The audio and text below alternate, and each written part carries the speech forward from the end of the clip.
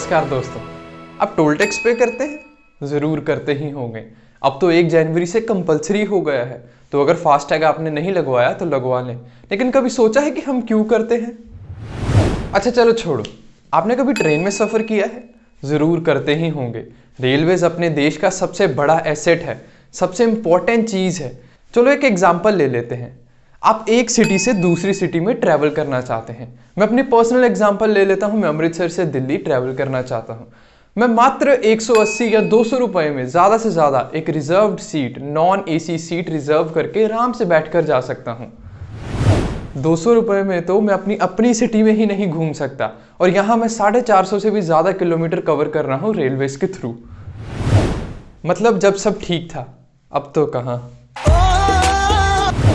अब यही सेम सफ़र अगर मैं गाड़ी से करना चाहता हूँ, तो अगर मैं तेल का खर्चा निकाल दूँ, गाड़ी का खर्चा भी निकाल दूँ, सिर्फ टोल टैक्स का ही खर्चा देखूँ, तो 1000 रुपये से भी ज़्यादा बन जाता है एक साइड का। अरे मानो मैंने गाड़ी का ले ली, पाप ही कर लिया। एक गरीब आदमी दोस्तों अगर पैसे जोड़कर एक गाड़ी खरीद भी लेता है तो उसका क्या फ़ायदा। 90 रुपये पर लीटर से भी ज़्यादा पेट्रोल बिका है बॉम्बे में, और जो कि पीछे से सस्ता मिलता है।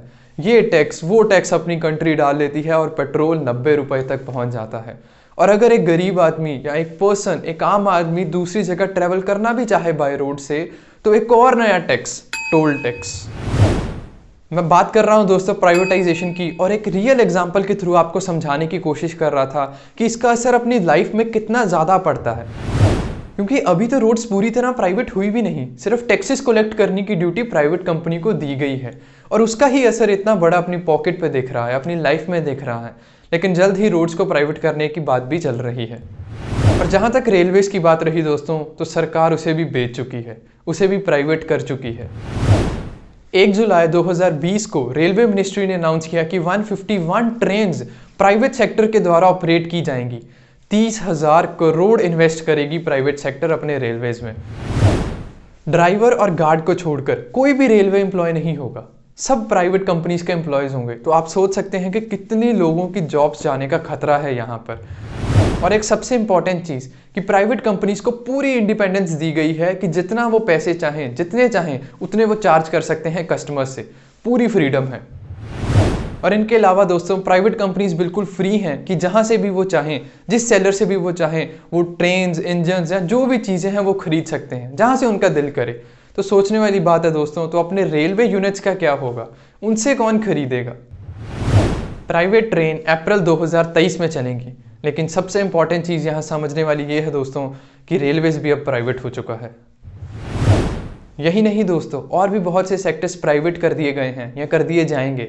1991 में स्लो इकोनॉमिक ग्रोथ के कारण डॉक्टर मनमोहन सिंह ने एलपीजी रिफॉर्म्स इंट्रोड्यूस किए थे, जो कि उस टाइम के फाइनेंस मिनिस्टर थे। एलपीजी रिफॉर्म्स में दोस्तों प्राइवेट कंपनीज को बढ़ावा दिया गया था, प्राइवेटाइजेशन को बढ़ावा दिया गया था। लेकिन जिस स्पीड पे अभी हम चल रहे हैं, वैसे तो कुछ भी नहीं बचेगा, सब प्राइवेट कंपनीज के हाथों में चला जाएगा। और अब तो कॉन्ट्रैक्ट फार्मिंग, शायद इसी की कमी रह गई थी। ये बड़ी बड़ी कंपनीज दोस्तों सिर्फ प्रॉफिट के लिए काम करती हैं। एक जगह से सस्ती चीज़ खरीद कर दूसरी जगह महंगी बेच देती हैं। बीच में जिसने ग्रो किया, या किसान या कोई भी, उसका क्या होगा उसका कोई पता नहीं। 1 किलो मक्की दोस्तों किसान 8 या 9 रुपए में बेचता है, और यही कंपनीज खरीद कर 100 या 150 रुपए में बेचती हैं। आप प्रॉफिट का मार्जिन खुद देख सकते हैं।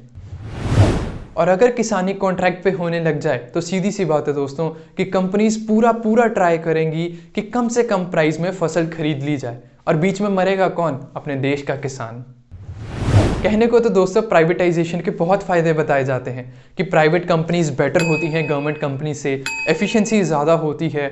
एक प्राइवेट एम्प्लॉय की सैलरी सीधा लिंक्ड होती है उसकी परफॉर्मेंस से, तो वो अच्छा परफॉर्म करेगा तो उसे अच्छी सैलरी मिलेगी, जिसके कारण एफिशिएंसी और बढ़ जाती है।